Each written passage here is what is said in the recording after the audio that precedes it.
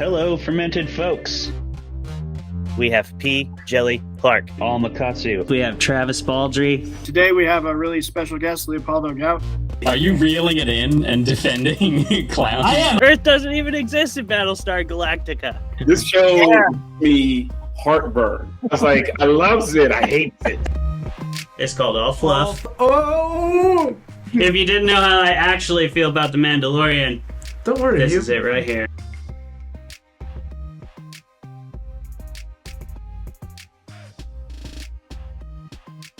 Hello, fermented folks, and welcome back to another episode of Fermented Fiction. Today, we have an awesome returning guest, the fantastic, popular horror author, Keith Rosson, who just came out with a new book right over my left shoulder. If you can see that, Coffin Moon, with one of the coolest cover arts I've seen in quite some time. I mean, the skull with the road going through the mouth, that gives you everything you need to know. It's death and it's a road trip book, which is fantastic. But we're so glad to have you back, Keith. Thank you so much for coming on. Oh, thanks for having me. I love this stuff, man. You guys are great. All right. Appreciate that. It's just Jeremy and I running the show tonight, so maybe we'll be a shorter episode, but you never know. We could be chatting the whole 2 Maybe hours. it'll just be unhinged. You don't know. It will be completely unhinged. We have a lot to talk about. I know that much. There We is do. a lot here. And the reason we have a lot to talk about is because we're talking about a movie that is perhaps infamous, perhaps just famous. We will see. It is the James Gunn-written 2002 Scooby Doo live action film, directed by Raja Gosnell. Lots of opinions are had about this movie. We're not going to give you those yet because we are going to be debating it. And it'll be me and Keith debating today. But before we do that, we need some life updates and some intros. Jeremy, how about we start with you? What's going on since our last episode, which was literally yesterday? It was literally yesterday. What do you think I could have done in the intervening 24 hours? A lot. But, you know, here's an update to my life, which is that well, it's an update with it's part backstory, part update, part question. Okay. That's a lot of parts. There's it's been on my mind for some time, but for reasons that I will get into, there hasn't been a time to bring it up. Okay. So the backstory is, right, last Christmas I received as a gift from my sister-in-law a pair of pajama pants. It's great. But you see, here's the issue, right? Well, I have a lot of issues. It's going to be okay. The issue is I couldn't wear them for a very long time because I get very warm. And if I'm warm and just lying in a pool of my own sweat, I'm not going to fall asleep. Luckily, recently, it has gotten to be cool enough that I can wear the pajama pants and they're lovely. But that brings me to my question, because apparently, I'm told this is normal for pajama pants. There's a feature in them that I like to call the hog hole, which I get what it's for. In theory. In theory, yep. I'm sure you Say that will. term again. What, Keith? What Hog was the hole. hog? H-O-G? Yeah. Hog, yes. Hole for, your hog. Quick access, I'm assuming. Okay. Here's the issue that I have with this is that to get the quick access granted by the hog hole, I either have to be going commando, which I don't want to do with these pajama pants because, that's recipe for disaster. Anyone could see it at any time. We got big windows. That's fair. Right? Yep. Can't have that. But if I don't go commando, the hog hole is completely useless. I would have to take everything off, pull up just the pajama pants somehow, just to be able to use that feature. My question, is that a normal thing to have? Should that even be a thing in this day and age? Were these handmade? No, bought at a store. I don't know. I was told it's just normal. I'm like, what? Why? No. I mean, I've never seen PJs with hog hole before, but I haven't worn pajamas, Right. traditional pajamas, for 35 years. So Exactly. That's the exact boat I've fallen into. Like, I'm Yeah. told this is normal, but also how? I don't I really can't refute it even. it wouldn't really I wouldn't find such a thing comforting. You know what I mean? No. Yeah. It wouldn't alleviate oh, if I got to, I'm ready, It would be more unnerving. I think so. Yeah. Yeah. So I would wear underwear, probably 2 pairs of underwear, and a lot of tape, like industrial tape over the HH. You know what I I mean? mean, like, I would The settle underwear for like is a button or protects you something. from the tape. Yeah. Yeah. There you go. Yeah, right. the second, just in case. Just you in don't want to breach. And then just bind everything with bungee cords. 100%. Yeah. You I'll see don't if want that's to use the comfortable. bathroom. You Yeah. just do not want to use a bathroom. Yeah, that'll be like a whole ordeal Yeah. with that setup, which I assume optimizes comfort. Or if you flip them, turn them around, that might Yeah. be really That helpful. could, That's hmm, very helpful. that's That's more of an emergency. interesting. Right. Yeah, because that that provides some easy back ventilation while And also you don't need to wear underwear with those because there's no worry about slippage in the front. And then if you have exactly. to, Yep. I like that, Keith. This is the Yeah, kind real of problem content, solver. the Yeah. kind of content you get on this show. it's solving plot holes, no pun intended. 100%. I'm glad we were able to solve the old HH. Thank you, Jeremy. Thank you, Jeremy. Thank you, My Keith. update is that I ran into one of the most stereotypical husband problems that can ever happen. And Oh, that is, I got home with this bottle of mead that I'm going to be drinking for the show. But I don't know where my wife put things. So I couldn't find the corkscrew. So I just punched a hole in it. It's gonna seep through. Yeah. For God's Hey, there you sake. go. Hey, it worked. I got mead in my glass now. But Yeah. You did it. I was You know, rummaging through the working it. kitchen. Yeah, rummaging through, thinking I know we own one of these, but I don't know where she put it. Right.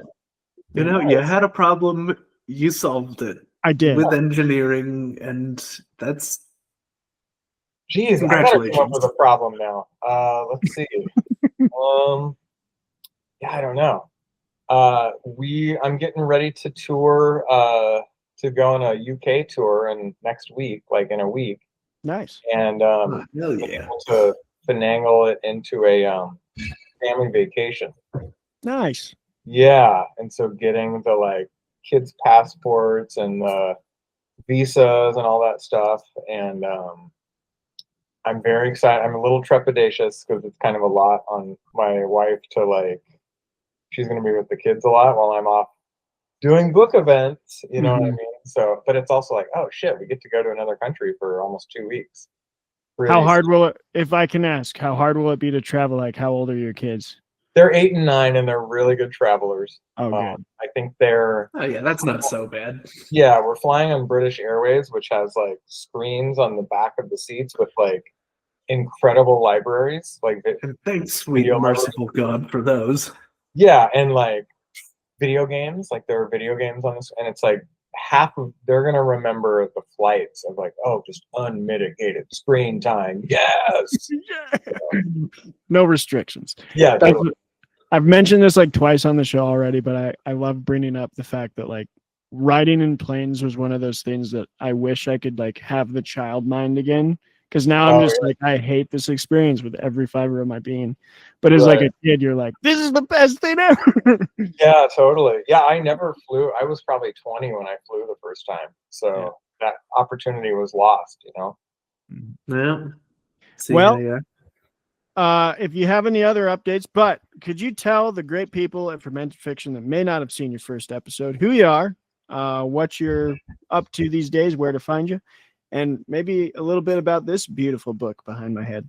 Yeah. So my name is Keith Rosson. I've written, I think, 7 books. The Fever House duology, Smoke City, Road 7, and my newest one that came out last month, Coffin Moon, which is a kind of amalgam of true grit and vampires and a revenge tale and a road trip, all smushed together and run through the colander of 1970s Portland crime.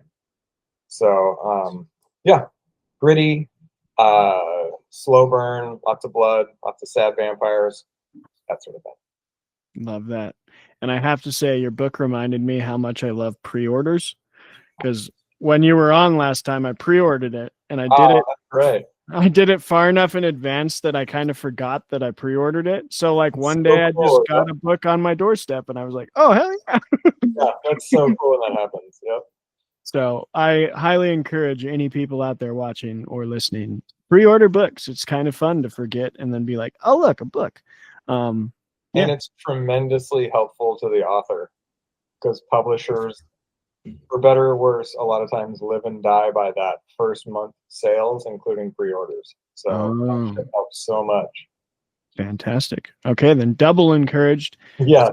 Support your favorite author by pre-ordering their book and then getting a little surprise like Christmas gift down the line. All right. We've been introduced. We all know who we are. Keith, thank you again for joining us, and we're going to roll some dice now. Jeremy is rolling for our guest here and hopefully rolling well. Usually when I roll for guests, that's bad. So I think the dice gods might be in your favor, Keith. Today we are debating the 2002 Scooby Doo. As I said, I don't think I need to tell you what it's about. It's Scooby Doo. If you don't know what Scooby Doo's about, I'm sorry. Get a life. Yeah, get a life. Watch an episode of the old show. It's a Scooby Doo style plot. There's something. It's a Scooby Doo style plot. There's a I mystery. mean, we're already getting into that nebulous middle ground of, is it? Is it really? I don't know. Is it? Yeah. Yeah. Well, I mean, who knows, man? All right, Jeremy. All opinions about this. Roll your dice. All right. How'd you do? Not good. How not good? A 5. So Yeah, that's not very good because I got a 7. So you won, Keith. So you're going to be pro Scooby Doo. okay, I'm going to be pro Scooby Doo. Okay. Yeah.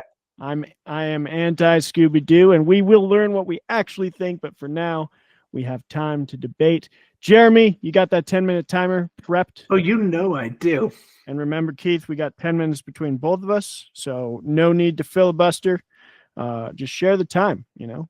So we just kind of bounce back and forth for 10 minutes. Yes, sir. Okay, I'm officially opening my drink now. Oh, perfect. Excellent. You'll want that. I got my meat. All right. All right, Jeremy. Ready. Bring us in. Got 10 minutes. Let's go at it. Let's have some shenanigans, some chicanery, some skullduggery, all that good stuff. And that good stuff is going to start in 3, 2, 1, go. Starting with you, Keith. Okay, well, I don't have a big monologue planned. I think it's a tremendously inventive, fearless, almost at times horror-esque adaptation of a beloved IP. There is so much going on, so many tremendous curveballs, so many striking visual effects, so many twists that I continually, Robin and I watched it together and continually just would look at each other and say, what the F is going on?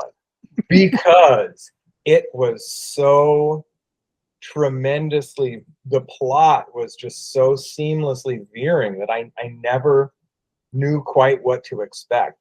Don't you agree? I mean, it veers. I don't know if I'd call that a good thing. I think it's more sporadic than like seamlessly veering. I think this movie is chaos incarnate, with not a gentle hand behind the camera.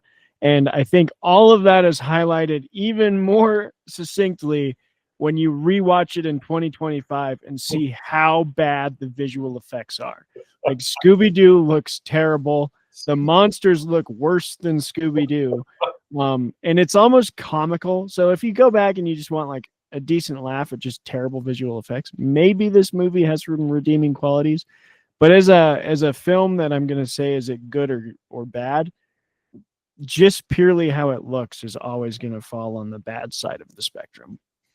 I have to respectfully disagree. I just think that some of the set pieces, you had the kind of like bowl of like soul sperm or whatever that is that they drew from. That was very striking.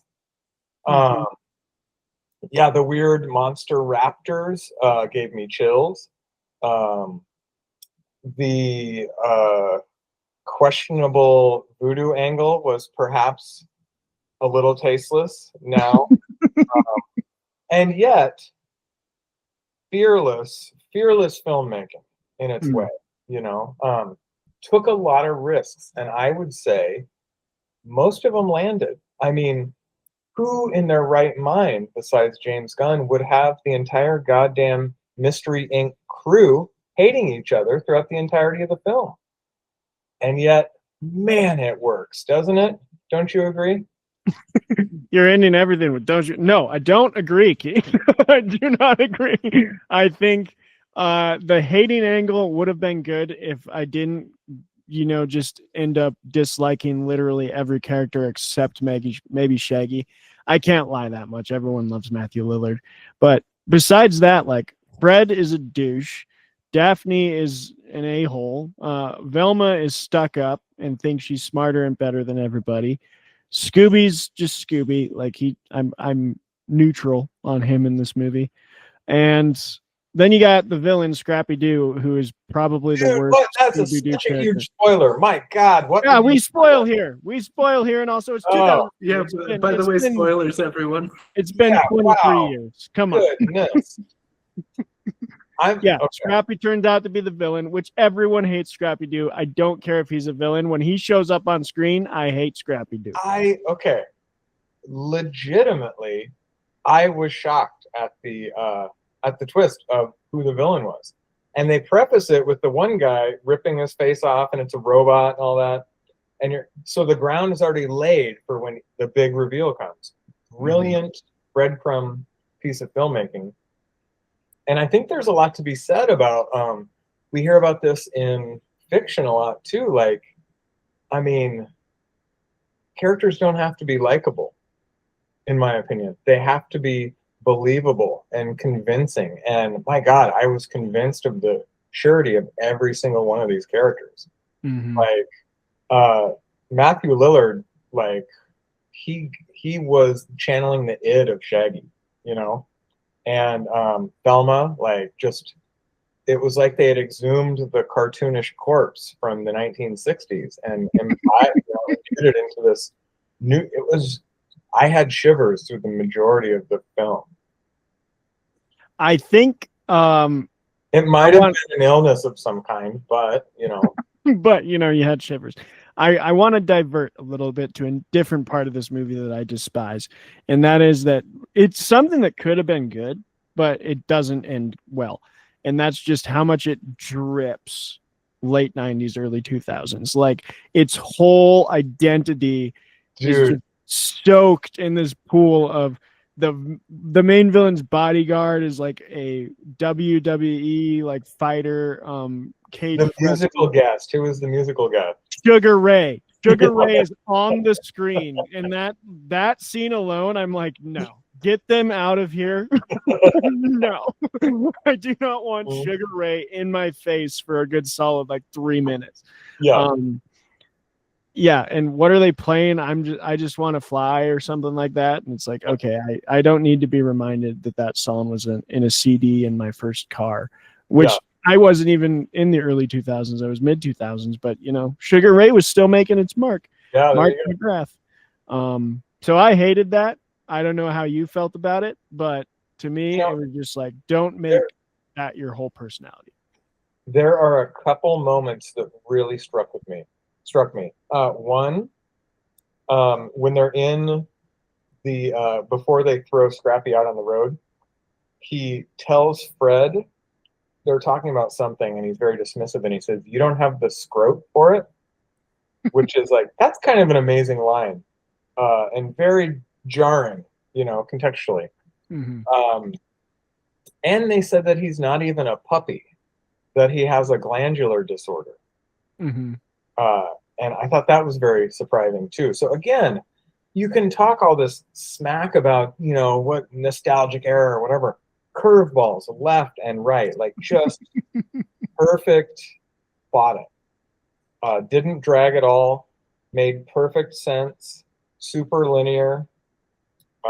Totally understood who everybody was and what their purpose was, and really good acting. Definitely not nonsensical whatsoever. Yeah, I don't know. I think the thing I also hear often cited as a good thing about this movie are the one-liners, but some of these have not aged well and are very cringy. Freddy got his groove back, sticks in my mind, and that's rough, And then he does dagger kung fu. Where did he learn dagger kung fu, Keith? What time period? Was it during the break?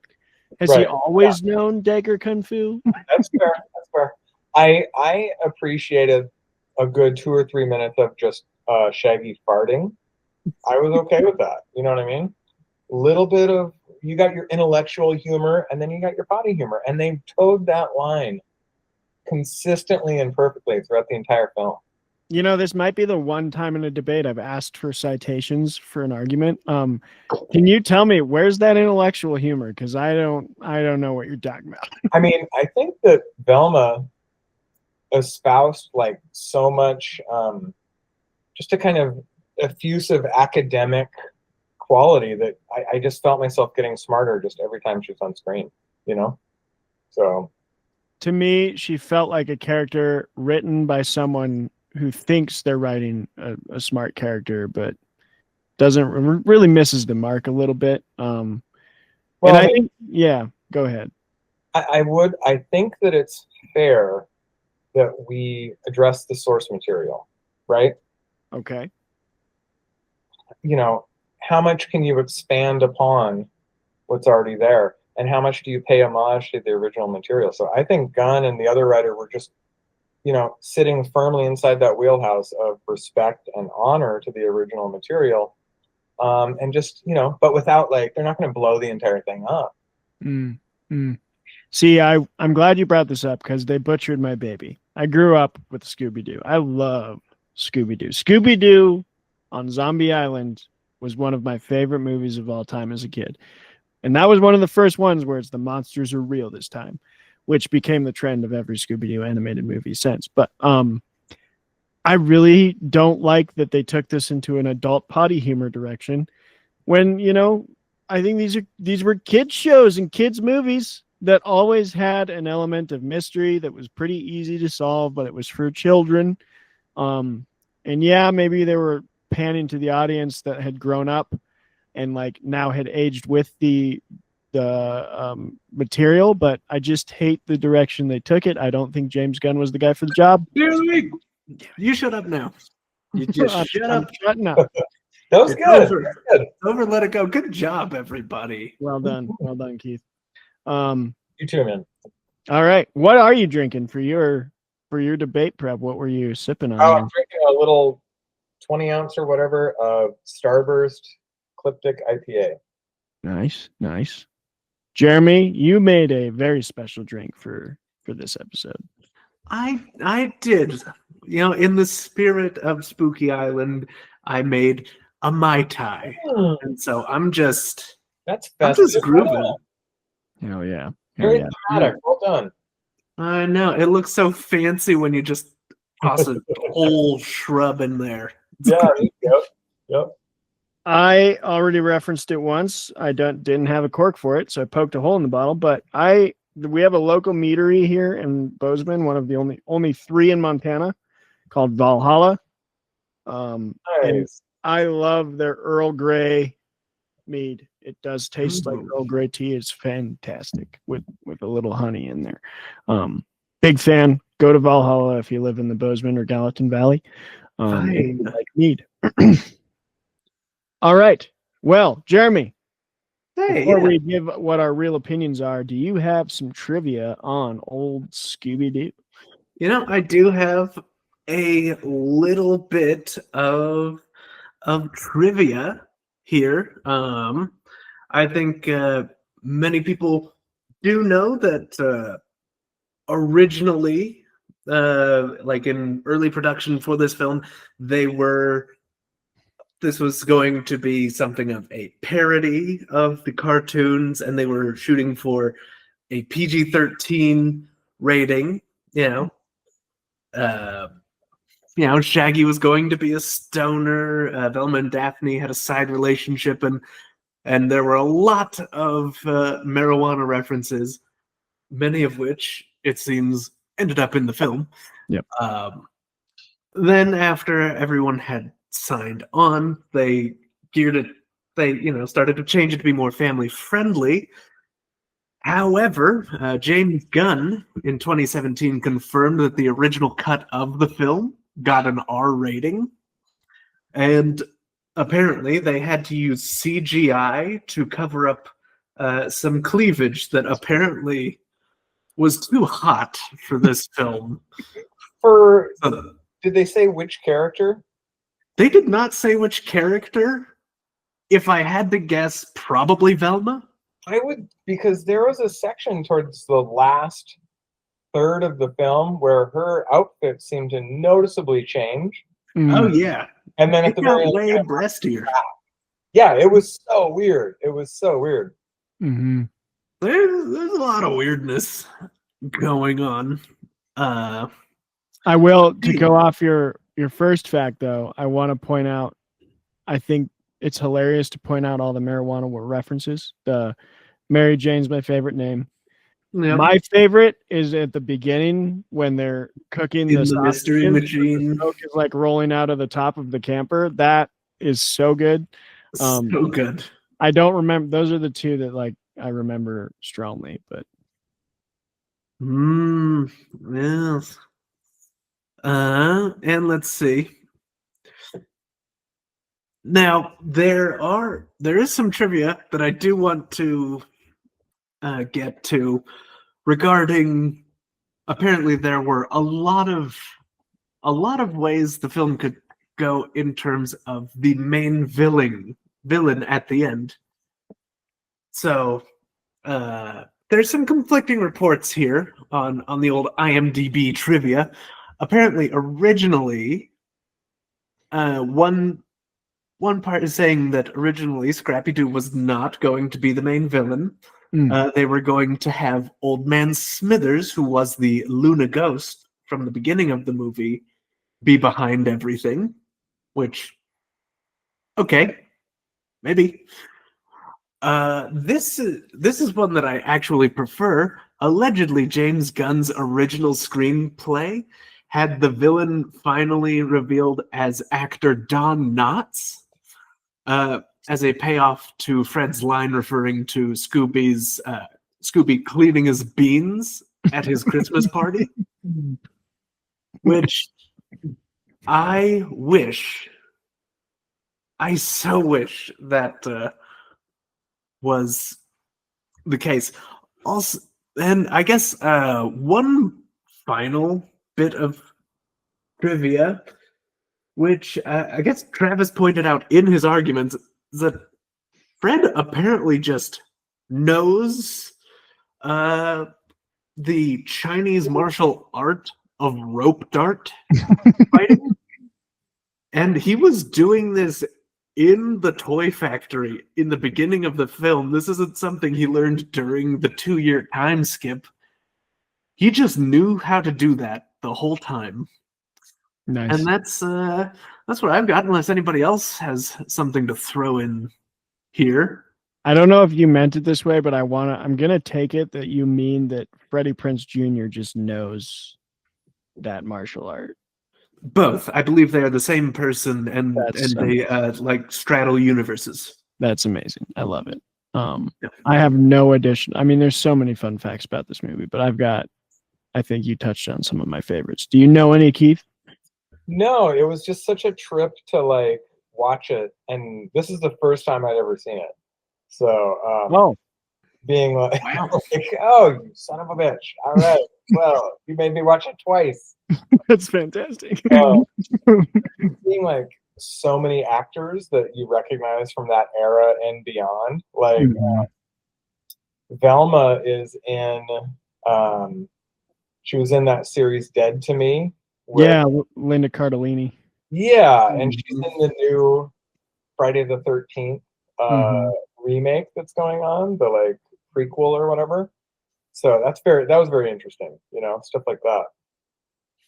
I'm a huge fan of her. I love what was the show she was in that was kind of got her big start? Freaks and Geeks. Big fan of that. It wasn't fucking that was Mr. Bean, right? Was that Mr. Bean? Yeah, that was Rowan Atkinson. Yeah. There. Ooh, so good. Weird. Yeah, so there's some weird ones there, you know what I mean? And all the weirdness combined to be actually a successful film. The production budget was $84 million and worldwide box office made $276 million. So it made 3.3 times its production budget and definitely warranted the sequel, which I also have a lot of opinions about. But which was I haven't seen that one either, but it like the little bit I read was like tremendous flop. And Matthew Lillard like credits it as killing his career. Monsters Unleashed. Oh man, that's sad because this is our Matthew Lillard like season. We've talked about him twice already. And I think we might have a third on the docket. Dude, he's tremendous, man. He's awesome. So good. Yeah. We reviewed Scream and talked about how fantastic he is in that film. But that is trivia. That is facts. That is drinks. And now we can get into the meat, the protein of the show, which is our discussion and our true thoughts. I'm going to kick us off by telling you all that I lied. I love Scooby Doo. I love 2002 Scooby Doo. Are you serious? I am serious. I'll tell you why. Wow. It is a bonkers movie. It is absolutely insane. I think Keith's right that it kind of just goes all over the place, but somehow it works. The visual effects are terrible, but hilariously so. And there's one-liners galore in this movie that I will just remember for the rest of my life. My wife and I constantly quote the one, which you're right. Maybe it's not the best voodoo references in the film, a little ill, didn't age well, but the voodoo guy, we always quote the scene where Daphne goes in and is like talking to him and he's like, purple is a fall color. It's the middle of May. Like we constantly say that to each other. Yeah. And there's just so many lines that hit the funny bone for me. I think because I grew up with this movie. And a lot of them are like very adult, and it was weird that they made it into a PG film. Yeah, right. So yeah, I think a lot of it is nostalgia, why I love this movie so much, but I am a big fan of the live action Scooby-Doo, not the sequel. They really didn't make a good second one. But James Gunn wrote something here that I think is a once in a lifetime. How the hell did you get away with it? But holy crap, I had a fun ride. Keith, what did you think? I don't have quite the emotional connection that you did. I thought it did a lot of like really fun adherence, particularly early on to the cartoons. The first 20 minutes is just like spot on with them, capturing the Luna ghost or whatever, and then it was just a insane fever dream of a movie, that just, to me, I could not discern what the F was going on most of the time. And everyone was kind of insufferable. And Matthew Lillard was, again, like he was channeling Shaggy. It was amazing. So just pure Shaggy. So fun to watch, and everyone else I could kind of take or leave. But it was a fun 90 minutes or whatever. Yeah. I do think Freddie Prinze Jr., Fred being Fred, I think he did pretty good with the like preppy jock boy That thing he had going on there. Yeah. But you're right. I think Matthew Lillard out of the whole cast is like, he's my Shaggy. Like, even I watched the cartoon before this movie, and I still will never see anyone else as Shaggy. Oh wow. Okay. And like, I know they made the recent animated film, and I was like one of the people that was pretty upset when they cast someone new. And then to hear that they didn't even tell him, that they were like not bringing him back, because he voice acted Shaggy for a while after this Right, movie. I remember them. Yeah. And then they rebooted it, and I think they brought on Will Arnett, and didn't even tell Matthew in an interview.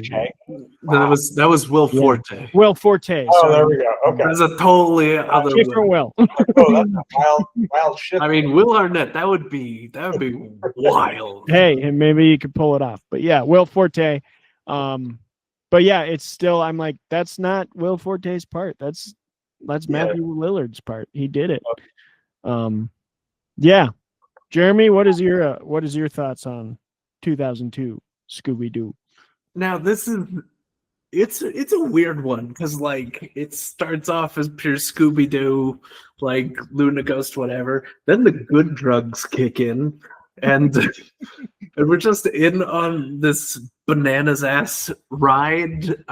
Where like now, first of all, I enjoy somewhat that they stick with the grand tradition of literally every other Scooby-Doo movie there has ever been, the animated ones, where the big twist is that magic is real, which is, I don't know why all of them do that, because They should know by now.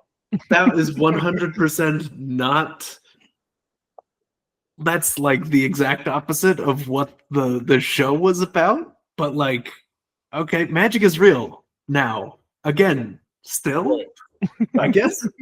I don't know. Maybe there's a gas leak in the mystery machine. But you know, just watching this thing back with my wife, who said to me that this is the scariest movie that she will watch. God bless her, that precious little cinnamon bun. Oh my god. But like, I don't know. Is this a good movie? I would say no. Is this a great movie? I would say yes. Not because of how good it is, but like it's just there's a lot of feelings. There's pure Shaggy. Scooby is being Scooby, being lured into the woods for somebody's like, yeah, we got a friggin' bag of hamburgers. He's like, sick, I'll be there in 5. Like, okay. But you know, it did help me notice things that I hadn't before. One, how horny the movie is, which take it or leave it, I guess. Yeah. But 2, like Shaggy owns the mystery machine. Shaggy's wealthy, apparently. Shaggy has, like familial wealth. He does. I think because you see Mary Jane when she first enters, she's eating Scooby snacks. Like that's something you can apparently just go and buy at a store. I think Shaggy has that Scooby snack money. Oh, he got in on the rights. I see. But then wouldn't there be a moment of realization where she's like, "You're that Scooby? Oh my goodness!" You know, you'd think. You'd think. But like, I kind of like the headcanon that you proposed, Keith, that he's like the family member everyone can't stop loving, even though he kind of just like lives off, off daddy's money. But he's not the daddy's money guy that everyone hates. He's the one that's like, oh yeah, he's real fun to have around. He's a yeah, right. Yeah, he's a chill hang. What bummed me out is I didn't like that. I get that it's a plot device, but that like division between them all was like such a drag. That was not fun to Yeah. Big bummer. I think it was just kind of an excuse for them to be mean to each other for the next hour. Yeah, or so. split up into different. Yeah, totally. Because I'm pretty sure that's the only like group dynamic James Gunn knows how to write. It's divided. Yeah, right. He does like that one quite a lot, the divided, the fighting. I do. This actually leads perfectly into my first question, though, about the writing process, since we have you, Keith Rosson, on the show. Kind Because there's something that James Gunn does do pretty well. I think I'll never say he's like a master screenwriter, in my opinion. Some people might disagree. But I think he has a way of finding subtle moments of real heart within like completely goofy films. And even Scooby Doo has a couple. Like there's a couple speeches from Shaggy to Scooby that I'm like, oh yeah, that pulls at the strings a little bit. And you can see this is one of his earliest works, leading up to stuff we'll get in like Guardians of the Galaxy Volume 3, where Rocket's story is like a tearjerker. Superman has some really good moments. Even the Suicide Squad has a few really deep, like, oh, James Gunn can write a dramatic scene. So that leading up to my question to you first, Keith, is like, is it difficult in the writing process to kind of, or maybe not difficult, but where do you find those moments of taking a sort of emotional breath from action, and how do you bake those into your story, or do they just come natural as you're plotting it out, or is it something you kind of have to time?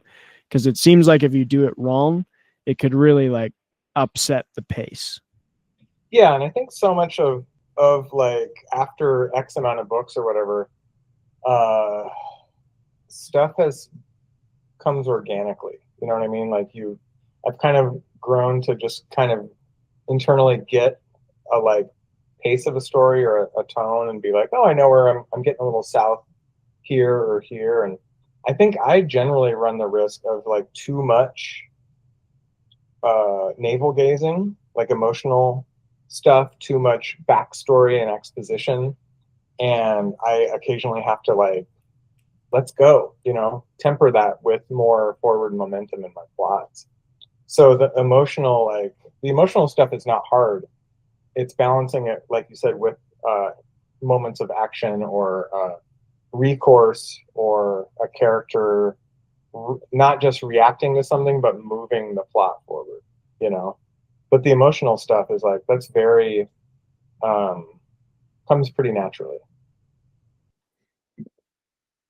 Yeah, I think it's something that, like, especially in this movie, it comes from like knowing the characters and like what they're about, because like natural breaks are going to happen, because like you can't just go from action to action to action to action to action, and no one would watch it, read it, sell it, buy it, whatever.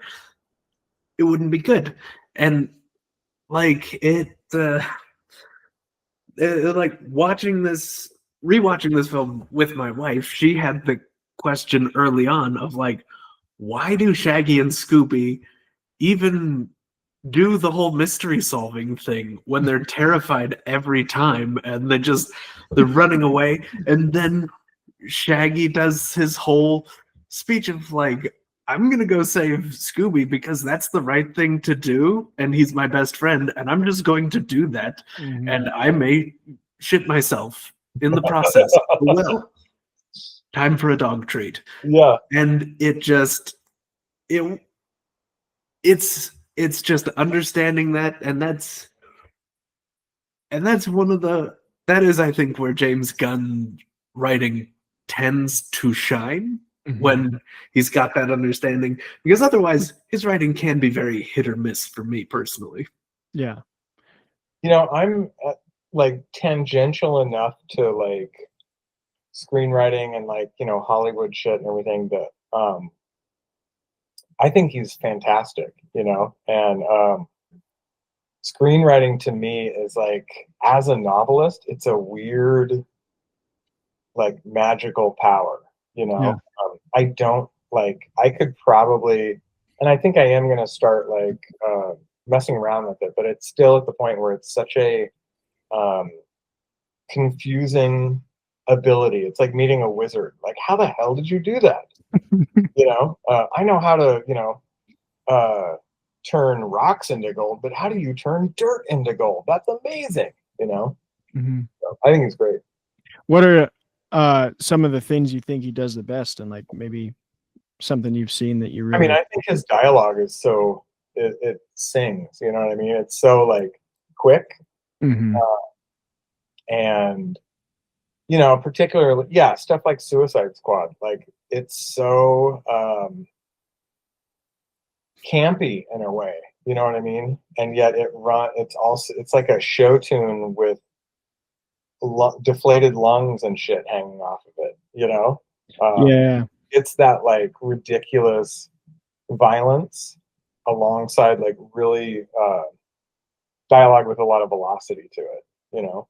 Yeah, and I think too, like the moments that he has, like we do spoil things on the show, but I constantly remember like the Rick Flag Peacemaker showdown at the end. And Yeah, totally. there's this moment where it's like, ha ha ha ha, all this is funny, Peacemaker's a douche, like this is a great funny comedy, and then that like face off and the like way Rick Flag goes down, like the way he dies in his last line, it's like, oh no, like right. Peacemaker's not just a goofy character. There's something here that's gonna be a lot harder. Yeah. And I think that was genius. Yep. Well, yeah, I think it's one of James Gunn's biggest strengths is that like he knows what is ridiculous about like the things he's writing, but he doesn't treat them as ridiculous. He just treats them like they're just things that are happening. Even when they're ridiculous, you've still got to deal with Scrappy Doo turning into Right. a Hulk. That's right. A steroid overdose. Yeah, totally. But I think that's the thing that I talk about a lot in my writing. And maybe Scooby Doo is not the best example of it, but characterization to me is so important. Where it's like, if I can convince the reader that these characters are at least passably believable and you begin to root for them and understand their fallacies and all that, the plot, I can put any ridiculous thing in the plot because readers care about these characters. So to me, character is always more important. That's the most important thing for me, you know, is having that kind of emotional underpinning towards everybody, whether it's you love to hate them or you see their point of view or you want to see them fail so bad you can taste it, you know? Yeah. I'd love to dive in though, because I think we talk a lot about character on the show, I think to your point, because it's the most important thing for both screenwriting and if you're, you know, reading a novel, if you don't care about the people in the book, you're not going to care about the book. But one thing I've been kind of fixating on lately, and I'd love to talk in reference to Coffin Moon, is setting in time and like how those play to the characterization of your, because that seems like a difficult task, like the amount of research that you'd have to do, the like authenticity you're trying to pull out of 1970s Portland. Yeah, just how much does that contribute to either the plot or the characters or both? And how hard is it something that's like kind of nerve-wracking to walk into of like, I'm going to put this intentionally somewhere that's unfamiliar to a lot of people? Yeah, you know, I almost every book that I've written has been at least partially set in Portland, just because I've lived here for so long, and like I would, to me, it feels like an integral part of the book is the setting, and so if it was in Bozeman, you know, I would have a hard time kind of BSing my way through because I don't know it, right? And so the reason I chose the 70s is for a few things. One, you know, choosing to do a vampire book, there's a lot of tropes that you get to either acknowledge or disavow and push away. And so one of them was this notion that they're like invisible, like in mirrors and all that stuff and on cameras. And so trying to frame a contemporary vampire novel in what amounts to a surveillance state is freaking hard, you know? And so that was a very intentional decision to turn it back into the 70s. And then the other thing was growing up as a kid, all of my like mentors and the adult male figures in my life, Vietnam was kind of their war, whether they were veterans or men who opposed it and, you know, protested. That was kind of the war. And there was so much like media when I was a kid, like, you know, I don't know, Red Dawn is kind of like a Vietnam fever dream. And you have guys like Rambo and stuff like that and Jacob's Ladder, you know? And so running it up the flagpole of like, do I write a novel about with a Vietnam veteran or like, you know, an Iraq veteran? Like, I would not have felt comfortable doing that because so many of those dudes are like, have lived it. You know what I mean? Yeah. But I had just through the men in my life, like more of a stake in Vietnam. And it was a formative event for me. It was the last time we had the draft, you know? And so it was those two things, Vietnam and the whole surveillance thing, that I was like, oh yeah, if I'm going to do a vampire book, I got to do it in the past. Yeah. And there's so much there, so much I could ask you about. But I do want to relate one question off of that question to what we're talking about, which might sound separate. Scooby Doo, goofy, crazy. Oh, am I supposed to be tying this all back? No, not at all. But I'm going to tie Not even a little bit. I'm going to tie a question. Because I think one thing we've mentioned about Scooby Doo is that like it had a structure that it stepped into and then subverted. Subverted is one way of putting it. Yes. Yeah, one way of putting it. About is another way. Maybe Going ham bananas is, you know, maybe probably took out just back and shot with a pistol. We don't know. Yeah. You just mentioned several like structures you stepped into with Coffin Moon, of the road trip, the vampire, the 70s like Vietnam veteran. Yeah, I've talked about this a lot on the show. People maybe get sick of me asking this question, but it's a fascinating topic to me of like, I think it's so important to use the tropes of the past to tell new stories. And I just want to hear from every author about like what goes on in your mind when you're stepping into those things that are already like well-built houses. And you have to almost say like, I deserve to be here and here's why. Yeah. And you know, like Coffin Moon is different in a lot of ways because it's not, the vampirism is almost secondary to a lot of the trauma and grief that everybody's experiencing, including the vampire in question, you know. And I think it's kind of just like, that's been my whole shtick. Like with Fever House and The Devil by Name, it was zombies. With Smoke City, it was ghosts, you know. And I really just take a trope and a horror trope and just kind of make it my own, you know. And I'm not trying to retell a classic story. I'm kind of trying to it sounds lofty to say I'm trying to break it across my knee, but kind of like just, you know, do something a little different. And so this is like Coffin Moon is not like it's way more about the human hearts and the human heart of the vampire, and every single character thinking what they believe and what they want matters more than anybody else. And how poisonous that can be, you know, and how even when you get revenge on somebody who wronged you, it's still, you're still busted, you know. And there's nothing really horrific about that except the feeling that comes afterwards, you know. And so the whole notion of vampirism as like sexy vampire in a cloak and all that shit, that's the thing that I wanted to really push away from at this point, and to make it more of a like human, like you have to be a broken person to survive as a vampire, because what it requires is so monumentous and effed up, you know. Yeah, I love that concept of like, because that anytime you think long enough about vampirism, it's like there's always like the teenage Travis was like, that'd be so cool. You never sleep. Yeah, right. You'd read so many books, blah, blah, blah. And like, I'd probably be sexy. And it's like, no, it'd be terrible. It'd be absolutely awful. And I mean, it's predicated on murder. Yeah. Yep. You know, and like, I don't think a lot of people could do that. And those who could kind of morph themselves into people who could survive at that are fucking scary people that you don't want to be around. You know?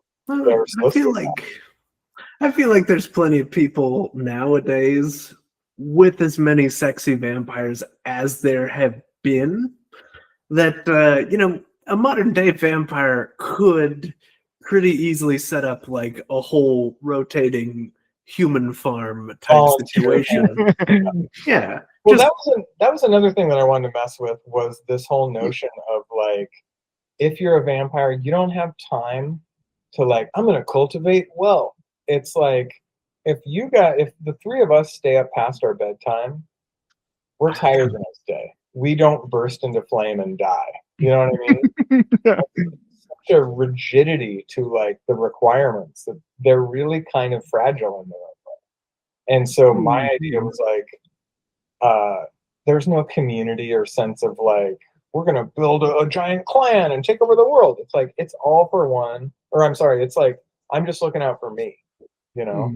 And there's no sense of community with the vampires in my book.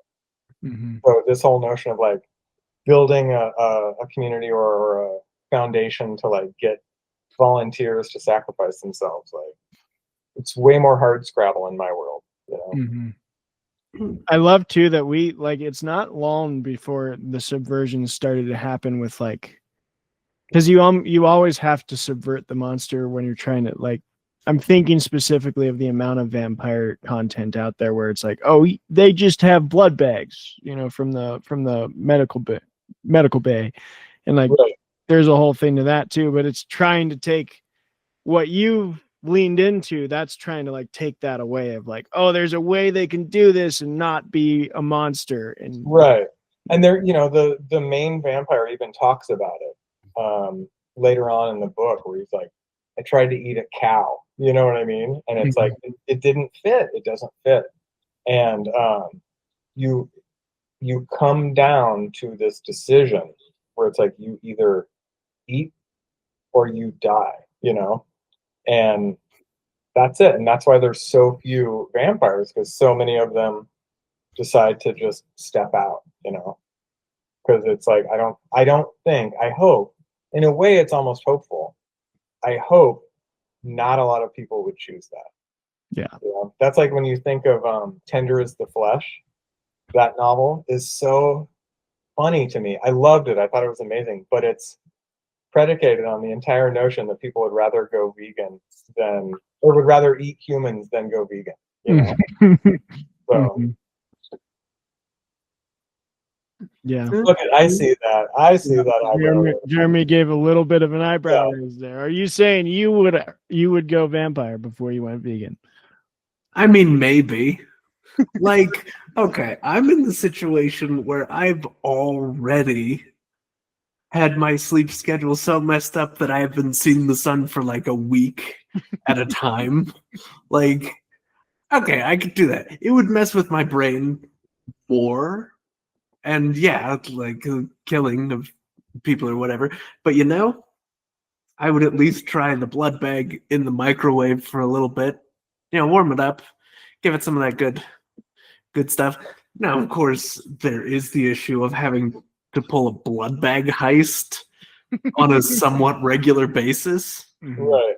Yeah, there's a lot of logistical concerns with becoming a vampire. That it's certainly more trouble than it's worth. That being said, you know, I could, because and I've said this on the show and I've said this to many people in real life, I only make delicious food. I could stand to be vegan. The only thing I don't like about committing to something like that is it cuts me off from so many wonderful ingredients. Like, why limit myself to that? Now, of course, becoming a vampire, I guess, does mean I'm limiting myself even more. Yeah. So it's just like the one. dogs eating dog food. You know what I mean? You only get to eat one thing. Just one thing. Yeah. Your whole life. Thank you, but no thank you. The dogs seem to like it. I mean, and one would hope that there's some physiological mechanisms that are put into place as a vampire, where you start to be like, "Oh yeah, this is sweet. Yeah, It's love like, it. oh my god, this is the Great best blood. I've ever had. Blood is the best. It is the best meal I've ever had." You know. Yeah, if you're not like blood sucking people out of the McDonald's dining room, like that might be a different kind of blood than Yeah, right. Yeah. than the 5-star dining steakhouse down the road. Yeah.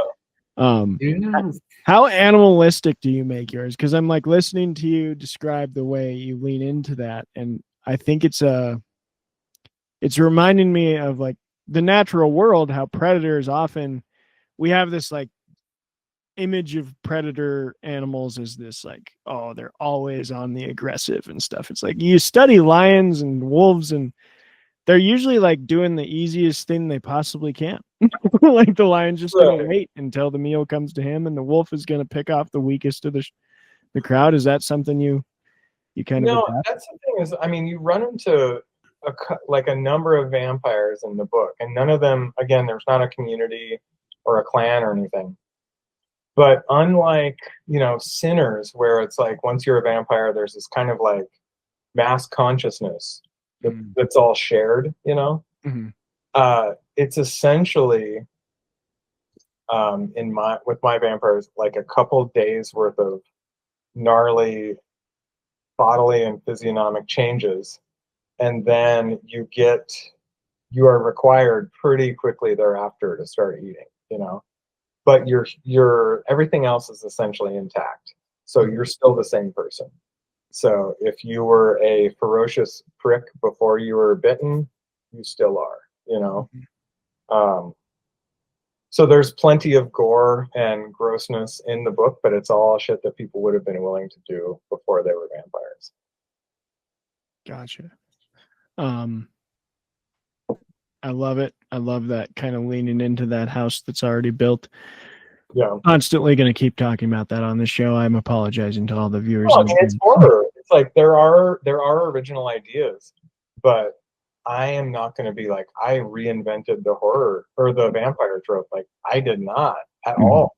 Mm-hmm. Anyways, it's less of a vampire novel than it is like a crime novel or a revenge story, Yeah, and can you talk about because this is a really interesting thing too, of like the road trip movie is one of my favorites, and I think hard to pull off. There's bad ones. There's a lot of bad ones, but when they click, and I think it's because it's an experience that we've all, well, not all, but a lot of people have had as like a pivotal part of their childhood, maybe their early adulthood, of like the driving on a journey, trying to enjoy the trip, having those moments where it's like, this isn't good.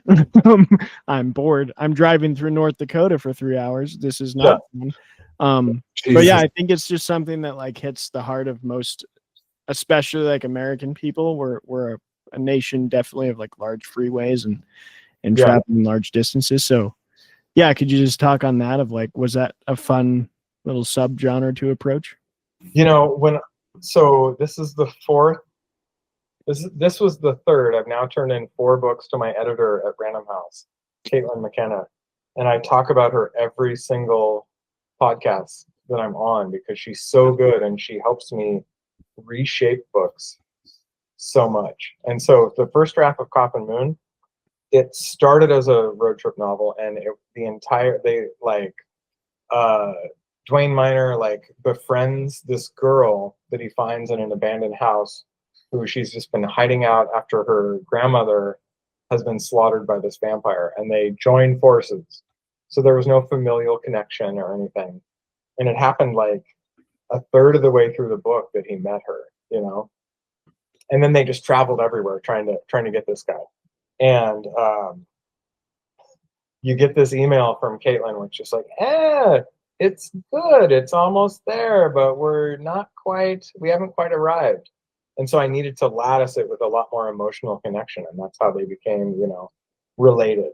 And so it started as a road trip novel. And I think after Smoke City and parts of Road 7, it's one of those things where it's almost a weakness, where I have a tendency to use that as a plot device, Mm-hmm. And so I just remember her urging me, like, you can shrink the story down, and it doesn't have to be this, like, the chase doesn't have to be so massive,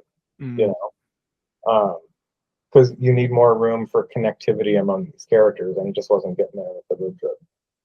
So I actually had to step back from that a little bit. Yeah. Why do you think that's something that you gravitate towards? And also, additionally, and with Jeremy in there as well, what is one of your favorite road trip stories, book or movie? Oh shit.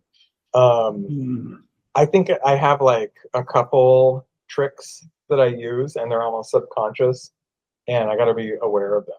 And so I think every writer has a tendency to kind of fit into the shirt that's comfortable, like writing, alcoholics, road trips, that sort of noir stuff, you know. So I just got to be real cognizant of it. Mm-hmm. So.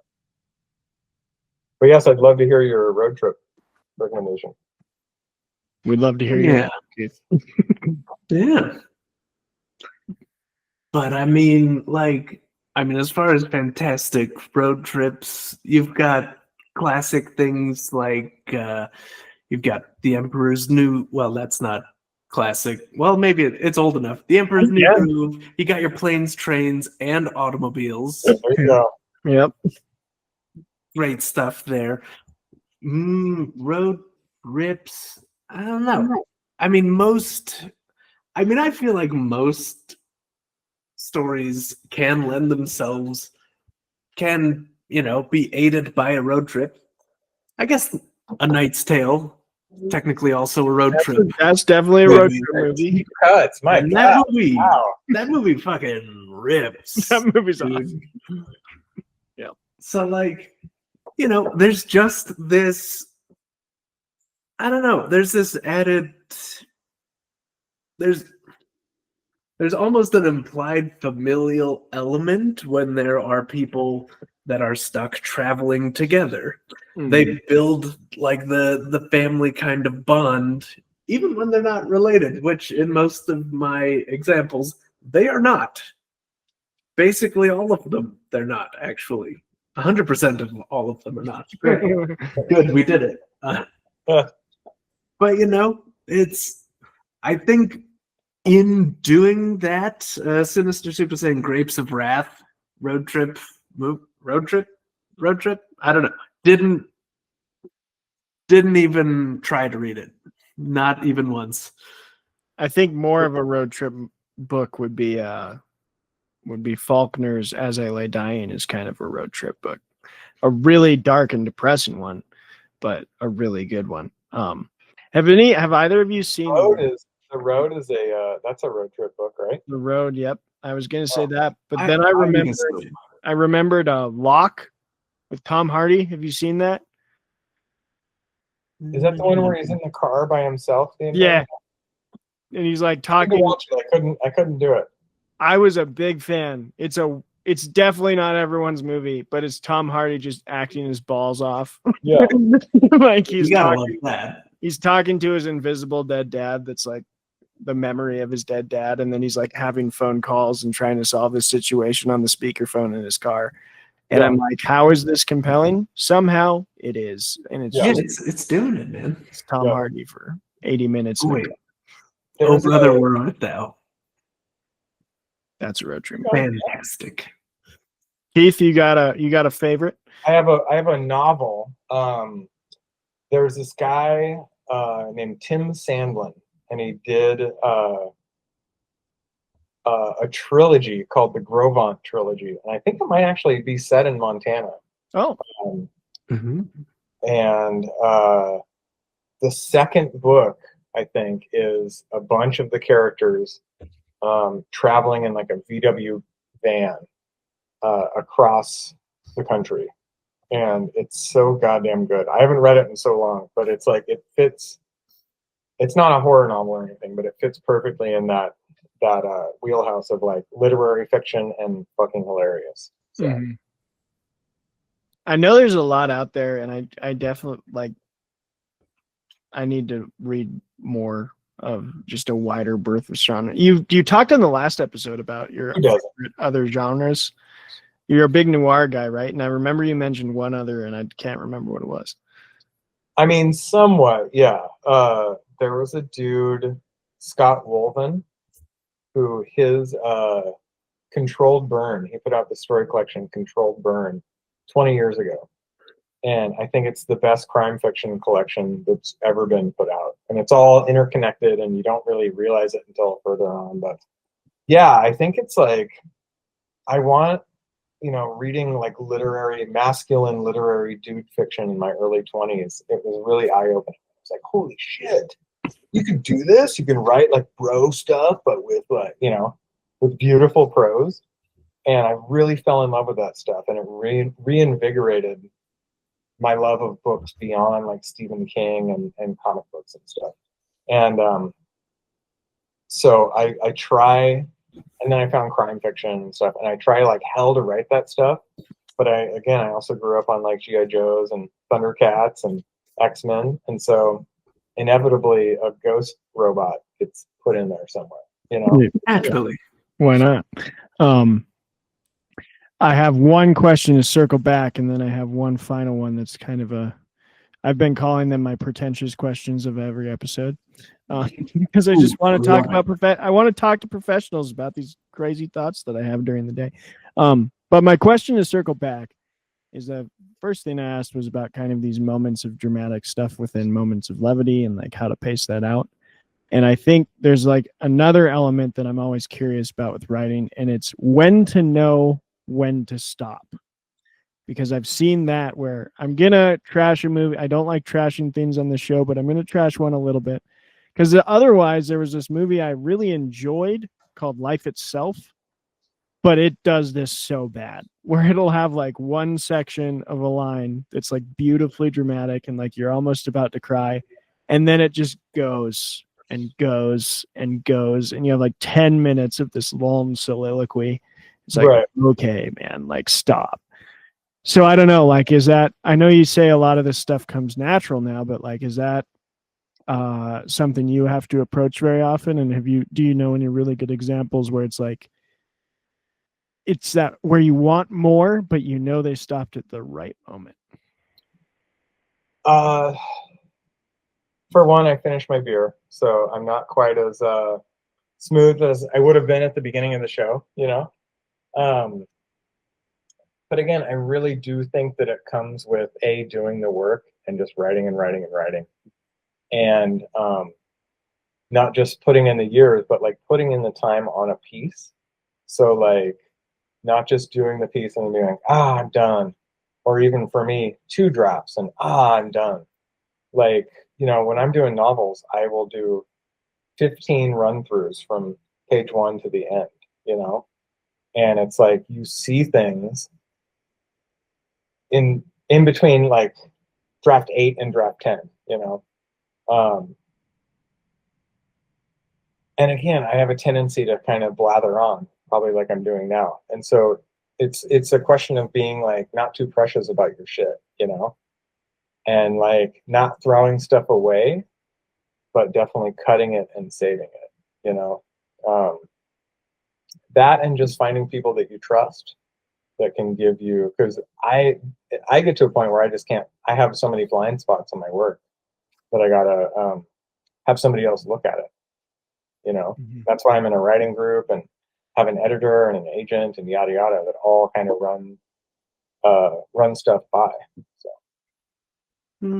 I mean, yeah. And that's the best way to do it, because in your own brain, there's stuff you are not going to see, no matter how hard you're looking for it, and it just helps to have more eyes on something to keep from falling into the trap that Travis is talking about. Like, there's this philosophy in engineering where when you've created something, you're not finished when there's nothing left to add. You're finished when there's nothing else that you can take away for things to work. Mm-hmm. It's the less is more sort of idea, and a little bit of what made me so unhinged and upset when we were talking about weapons just yesterday. I haven't seen it yet. I still want to see it. That's okay. Everyone loves it but me. Yeah, I was a big fan. Yeah. I think it does.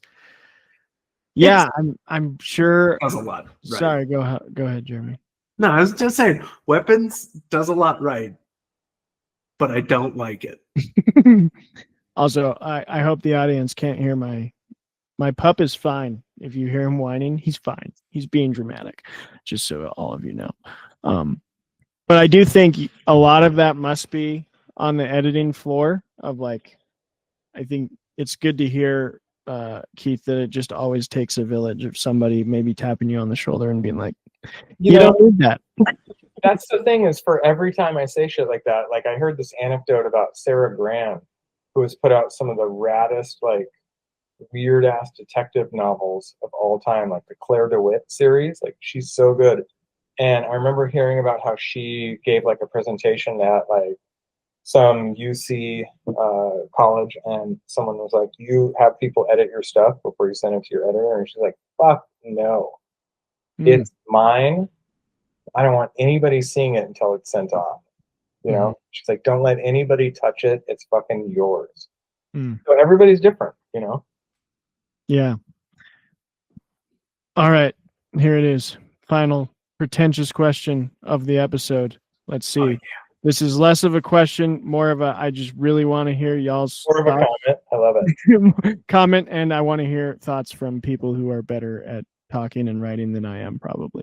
But I've been thinking a lot lately about, because I'm teaching, trying to teach ninth graders the Iliad, which is a task. Luckily, very good class. Hey, holy shit, man. But we've been talking a lot in class about how, like, why is this story important? And one of the reasons is it's like from the dark ages of Greece, it's essentially all we have. So when people talk with a confidence and a puffed out chest of like, yeah, I know about life in Greece, it's like, you know about this one poem and how it represented life in Greece. And so that's something I just want to talk to professionals a lot about, is like this concept of stories and books as artifacts. And like what, especially since you're writing about a different age, but you're writing it in the today time. So it's like a double thing of you're producing a work that's set in the 70s that you grew up in, or that you like knew people from in the Vietnam thing, but you're writing it in 2025 in a genre that's very familiar. And like, maybe if you can follow me on a weird, like, hypothetical, imagine someone picks up Coffin Moon in the future and they're reading it, and what are they taking as out of that artifact of like, what does it speak to our world about, kind of? I mean, I think that historically, it's probably not that big of a jump. You know what I mean? And also, probably even in the Iliad too, like we're still dealing with all the base human emotions, you know? And Coffin Moon is really just about how you, again, like I mentioned earlier, how you can try to get what you think you want and how it still doesn't fulfill you. Like vengeance is like very hollow, you know? And so I think it's just that. I think it's like these stories, like, kind of, we can find solace in that idea of like recognition, like emotional recognition. So I don't know if there's any grand, like, I don't think Coffin Moon should be put in any time capsules anytime soon. I don't think it's a great encapsulation of, you know, the human experience. But I think that's the kind of what stories do for us. It's like kind of recognition of human, how similar we are. Yeah. See, it's tricky with stories, because to me it seems like by their very nature, no matter when they're set or when they're written, the only thing they're really capable of like communicating to people about is their own time and place where they're at when they're experiencing it. Because like us reading the Iliad, that's not gonna tell us jack about ancient Greece. It's not going to tell us anything really that crucial about, like, what it was like to be Greek. Clay, I saw Clay's mustache move when you. Yeah, Travis, what are you thinking? Oh know yeah, you I have got Clay feelings on my about screen. that. I was Wait a like, minute, oh, you hey, shit. I'm Travis. Yeah. Oh my I'm God. using my He's been brother's Google Travis Keep. this whole time. Holy shit! I am so sorry. Oh No, my you're all right. God. I just saw the screen and I'm like, it's not even his fault. I'm using my Wow. brother's. Okay. Not his fault. We look similar. Dude. We look You similar. guys look very similar. I'm so I know, the sorry. squint Oh my and God. everything. It's I wild, do. To Keith's point, though, the mustache moved. I want to push back on that because I do think this is what I mean by like books as artifacts. Like, you can get little bits of information about what they valued. Because, like, who's the hero of the Iliad? It's Achilles. Achilles in a modern lens sucks. Like, he's a prideful, arrogant a-hole. But he's the hero of that story. And he's the hero because he kind of is right about his pride. Like, he is the best warrior. And so he kind of does deserve the honorific. But we hate it. We hate, like, everyone I've ever shown that book to is like, why do people like Achilles? He sucks. And I'm like, that's because to us, he does. But like that epic poem at that time, like, that's Achilles. His name will live on forever. And we get other little things about like relationships between different characters. Like Hera and Zeus are like the gods. So they're the epitome of society. And they also kind of suck. They're fighting with each other all the time. Like Zeus has to be powerful. So I don't know. I guess that's where I'd push back. And I do think even if people don't think their stories are, highbrow or whatever, or in a genre that's not like a classics, I think every story, to Keith's point, has something about the human experience. And when you read it and you're like, oh, this was published during this time, there's something here. Like someone was looking at something a certain way and they put it on paper and it's sold. That's another thing of like, if it catches enough fame, that something truthful was being told, that enough people picked it up. And that's where I think Homer strikes home of like, if this sucked and didn't speak to truths of the time, it never would have been read. It would have been lost in the sands. Yeah. So I don't know. That's my pushback, Jeremy. But no, I see, and I get that. You can take away some things about like the values of the time or whatever, about the author, the storyteller, maybe the culture to a certain point, but I'm a huge believer in like the death of the author type situation, because like regardless of what the intention was from anybody, you are taking away from a story what the story means to you and not what the author thinks. Like, who knows what Homer was really trying to get at when he didn't write the Odyssey, but when he started telling people about it. Yeah. I mean, sure, it comes across as a story about like the dangers of pride and wrath and whatever, and that's why Achilles is more famous for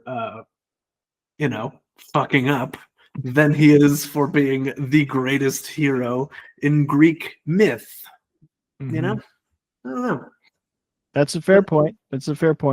And to kind of round off, I want to end with a bit of a goofy thing. And that is, and to you first, Keith, as our guest, I want to bring it all full circle here. Scooby Doo gets put in a time capsule. And down the road, centuries down the road, they open that time capsule and they watch 2002's Scooby Doo. What the hell are they going to think of human society? Well, first of all, Travis, it makes so much more sense now where I'm like, oh, you look so different, man. Oh, wow. Okay. I mean, that's the thing is then you have to like we have to try to discern what the future is going to be like too. Fair. And so we get to try to figure out what avenue are we trundling towards now and how is that going to affect what these future people are going to see. So I don't have a damn clue, man. I think they'll probably marvel at how disjointed the narrative is and how weird it is and how woodenly some of the characters act. But beyond that, I got nothing, man. I think that's fair. Yeah, there's no real telling what future generations are going to think of Scooby Doo. Just because, Idiot, are you insane? like, there are so many things that you kind of have to have just been around in 2002 to even understand why what you're looking at even made it on the screen. Like Sugar Ray. I want to believe that people of the future will be like, who is this band and why do I love them? Why are they so magnetic? My goodness. I'm drawn to the noise. Yeah. I'm sorry that I ever insulted Sugar Ray in my debate because I'm unashamedly a Sugar Ray fan. They're stupid. would be. I thought it was that one band, the other band, the guy with the frosted tips from the 90s and 2000s. Who was that? You have to be more In Sync. No, it'll come to me. I'll shriek it out at the end. But All right. Frosted. Apparently it was supposed to be. I don't know. Apparently it was supposed to be Weezer, and they said no. Anyway, all right. Which I get why. Also, another bonkers thing about this movie that I never got to mention was, and that I'm going to mention now, is like trying in any way to try and make Linda Cardellini unattractive. You're always going to be unsuccessful in my book. There you go. Like, I don't know. Maybe it was teenage More Travis. trouble than it's worth, really. Maybe teenage Travis had different tastes, but when it was like Daphne versus Velma, I was like, what? Am I the only one that would take Velma out like every time? But well, that was the other thing is I as somebody who watched the cartoons as a kid, I thought Scrappy was awesome, and I was like, oh man, you guys defiled him here. Like this is rough. Cool. My goodness. I guess I never watched the Scrappy arcs. I never watched that cartoon. I watched. I mean, Scrappy was there. I mean, James Gunn was just as surprised as everybody else to learn that Scrappy had like fans after this movie came out. Right. And I want to see the letters of hate mail that are like, "You did Scrappy dirty." Okay, totally. How could you? How could you? Yeah. Oh man. Well, those are the questions that I have. I know we're usually slated for 2, but usually we have like 6 people on the panel. I hope you've enjoyed the conversation, Keith. Thank you again for coming on. But before you leave, we're gonna rate this thing. So our completely arbitrary, completely senseless rating system for every movie or book or TV show is how many drinks would it take for you to fully enjoy this thing, or substances. We've had some interesting substances mentioned. Jeremy, how about you kick us off? Scooby Doo, what are you having and how much of it? Okay, so like, I think the real answer, there's no way that it's going to be nothing, right? No. It can't. No. You can't. You shouldn't. It'll be a worse experience if you treat it that way. So, like, you'll want, I don't know. I mean, you want something, whatever you've got, whether that's, a drink, a harder drink, big bag of weed, sack of mushrooms, whatever. You just do one of those whenever you find yourself being like, what did the Luna ghost just sexually assault Daphne? That's, oh my god. Yeah. Or something like that. Or whenever you've got the voodoo guy, so that you're not wondering why or what a dead Arnuki beast is and why he's trying to sacrifice it. And a dead chicken. Why is he only sacrificing things that are already dead? Is that ethical, or is he cutting corners? We don't know. You don't wanna. So, or, just get in there. Just get in there. And of course, have another drink for that absolutely sick disco ball. What? Oh yeah, the I mohawk need spikes. that. Yeah, Yeah, it's right? got that spiky haired Yeah. skull thing. Fire. Yeah. And of course, have enough that you don't question why all the demon things come out talking like white American people, except for the one who comes out as a luchador. Yeah, that's fair. Right. One of them decided to learn Spanish first. Yep. To speak with a Mexican accent. Yep. One of them did that.